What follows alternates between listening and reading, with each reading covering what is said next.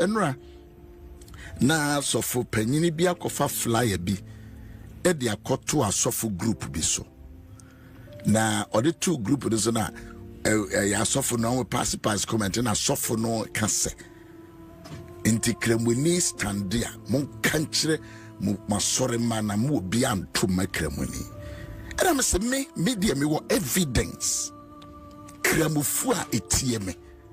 And so when you speak like this, we are soft penny, to me more than what ubu pa minti. But the way you know, I'm going to say the way I bofra. Go down sorry kakrakano. So why do you create this unity? Papa Sofo, who influence you kroma pa? But a ferry say o can't say 7 page and so.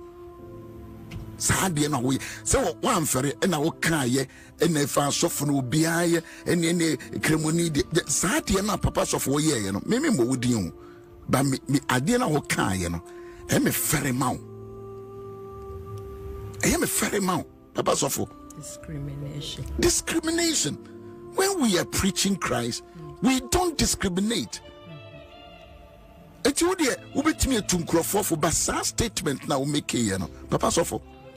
No flyer no ha. To una de ba 2 page no so.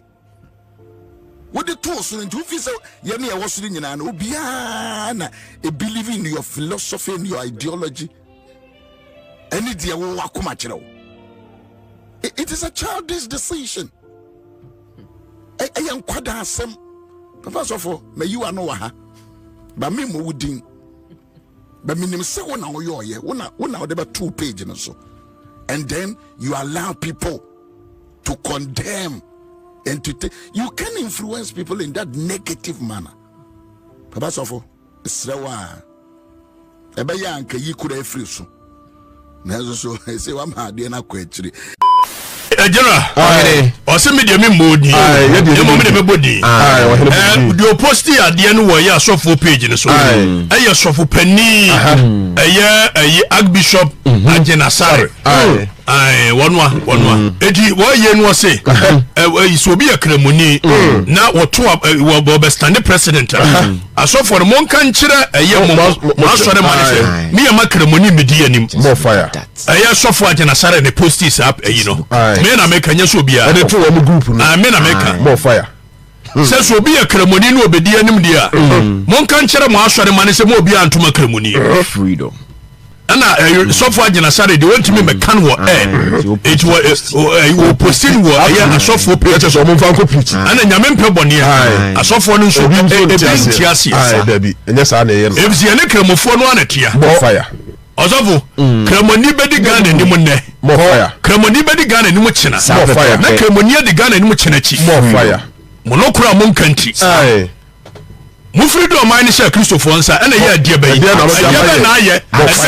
Kronwa kasiya nyina mo na mo bo fire a Christopher na bo corruption mo mine nkoso obi corruption mo mine nkoso once kremoni bi awie bi da a Christopher nko fire mo ba betra mo asore da mo preach kire mo wo mo wi a wo mine sika no mko wi asa fanya na mo ka kire mo enyo mo wi asika ana mo elders fire Shovel fire there. We say Nami and Trouble will be Constitution is the right and fundamental freedoms of the people is guaranteed. Precisely so.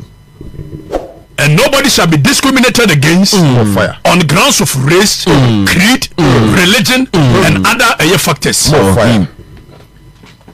And political right of individuals could be. Baomiatwe, oye kremonio, oye etisto, oye diabeyo. Constitution ni guarantee the right to say, obetimia wo political right to enjoy. So baba be standi bibia me ato abama no. Constitution neka. More fire. Yama mum place ama Dabi. Also penny, mu freedom o mine share Christopher Nsa. Every Kwame Nkrumah penso ebe sinne e dia na Christopher no aye won kan kire na mitie krono akoso nyina o mo tete to bintia besere Ghana fo se ye pamocho bebre o man ya yetimu ye ni nkramofo nyina bo matena somodwem na me ka kire masofo nse ade akoso Ghana ha aye me fe aboroso da ye appeal for national cathedral na ye papa Sheikh Sharbutu or ye chief imam etimi yi sika say ye see national cathedral sodan no no so buabi na mo say fat Ghana Awurade ama ye baby atena na just on my bench and abako hu we bi enhu bi baby age Ghana nti ye besere mo pa say asomdwe Awurade de ama ye nyina ye tise nipa koro no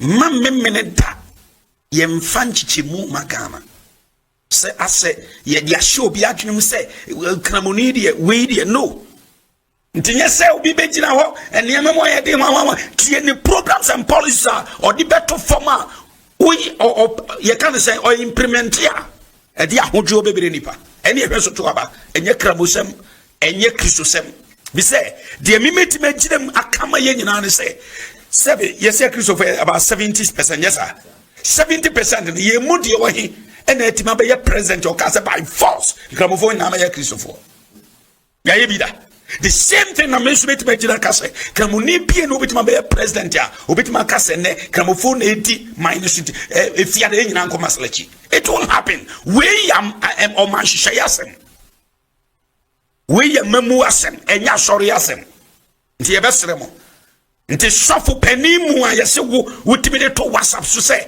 asofo ntu o members fo say mo bia nkoto makrabo ne eye sebe eye kwasesem na wo ye no wa mu ho mo me mfa nchichemu e magana ha nti sofo bia wo gina ho ka kire wo member say tuma wo ya na ende wa ye nkwasesem me ka kire wo onye sof papa baby edro no mu wo mo party calendar obia koto de ba ko pe but say metima catch the sofa Samson was shamasi ti koto abama we die me yesa ma anye sofa papa nti me shramo member bia wo sofa WhatsApp obi abotugu ne for wadwen ko de akoso Ghana aboa wa wonim emo wa wonim de omu gina ha omo kan no de de nyansa wom e betima aboa wo no wonim nye sofa ne be kire yi ba bia ye ko ne de no kwasem se enye sofa akwankire what must say heaven and nyame de asofo ahye ensa se omo nkyere ye nkwankwan no mfa ye nko ne ba man ye onkyere ya enye sofo asem nti mo amakọ hyehyɛ nkom ne ade am nkom ne yabu aka musim no nyamfe na mo de by force efesumase e de mo mbesa ye campaign atia obi esrem bibiri awusia esan epobone a asofo binum abode atia baomianti no ene edin papamu asi ama WhatsApp group asofo mo Ghana ekuku dam omunyina woso no abusua emu achemienu se hwim asofo wo Ghana se eni kwanse yeto aba de makremoni osu bempa kasa ankofo ye ho se kura de katachi Afrifa asama revelation ba ko a se Agyin Asare enso kasa ankofo yin so ho ani nyina yeto ate na Ghana no mentiase say omose kremoni ntimi nye president in the sense say me pacho enkremofo ntua tax e wo Ghana na omutua tax okay enkremofo ye Ghana voters ID ni ya man kremofo anye bia na omuye okay ye kan Ghana population e di enkremofo ka ho ana omuka ho adentino muntimi nye part of governance e wo Ghana say oye mentit den akristofo no bi mo ka mentiase. Christianity has become mockery because of some men of God. Christianity has become mockery.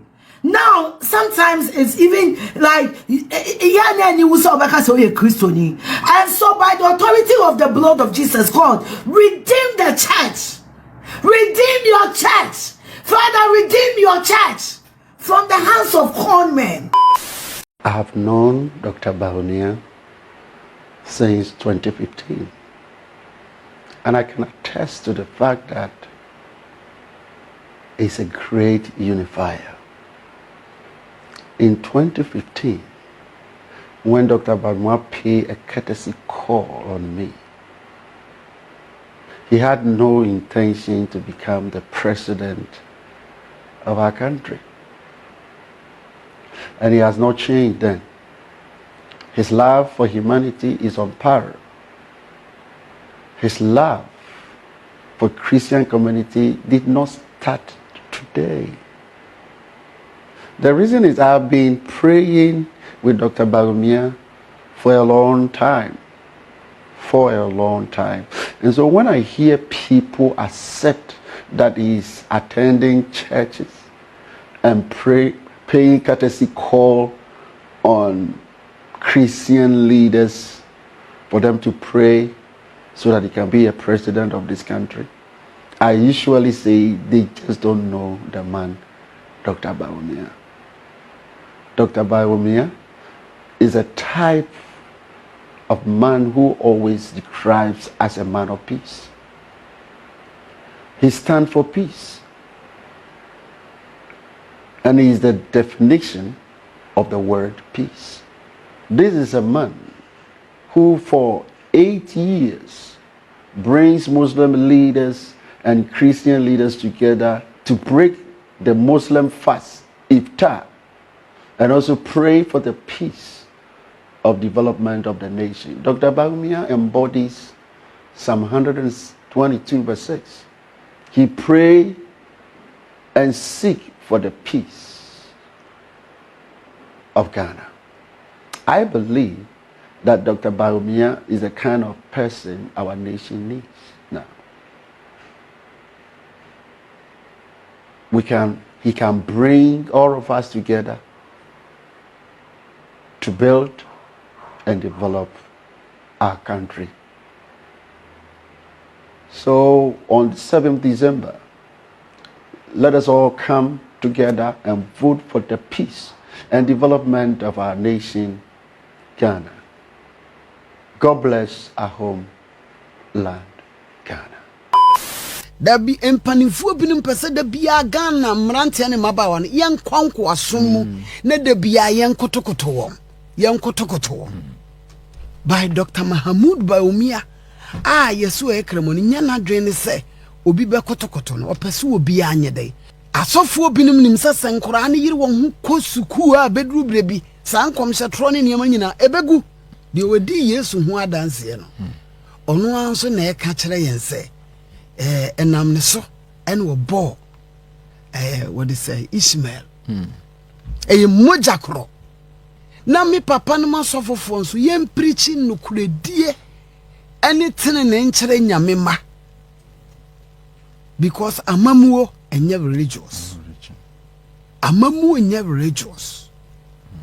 obi ye sofo agi nyankopon yesu din na di enso hye nkwamturo ekum nipa ye pese nyame bo Saturday abano obi adi religious atonchen said our kind let's Dr. Mahamudu onye nyame ba ankasa anim die ni nyansa no onyame mfa nnom no sane na anu minu aba me kasa han ye pu obi a wo ba yen difo no betima akọ nchen na da bank na maka ne say me press conference am ye na njire han say zamo se mo man kramofu ani yesu a sofo obi a wa bia wa no akasa free na kulu ni koko eni awache enwe na ntwinam ndi tuo safi it is possible in abscess number 1 na Agyin Asare negere asini kuro pacho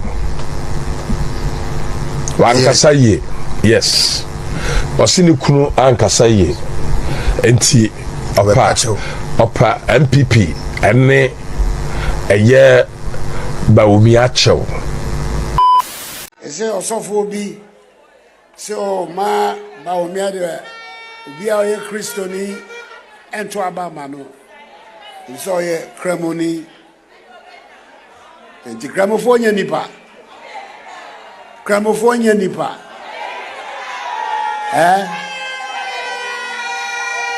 na Ghana ayete Christopher kremofo yenyina tumitna asomdwemu ba koyemu ewo memu de yempe kra ni nipa beba edin pipemu ebrayen wo omemu.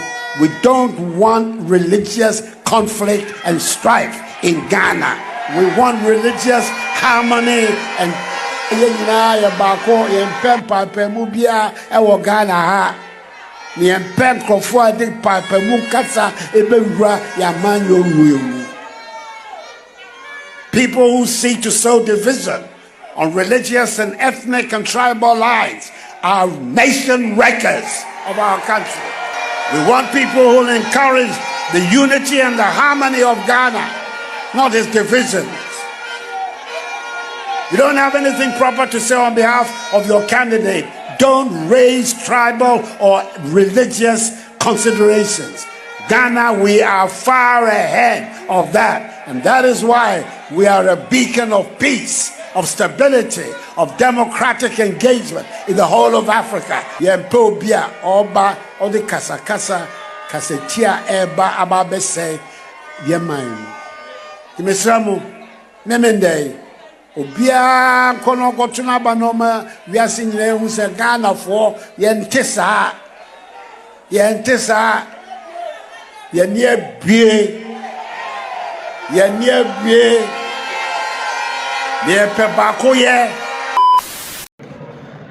Archbishop Charles Agyin Asare say obi enka nkyerɛwa you need to sit down and think about asɛm no a waka no.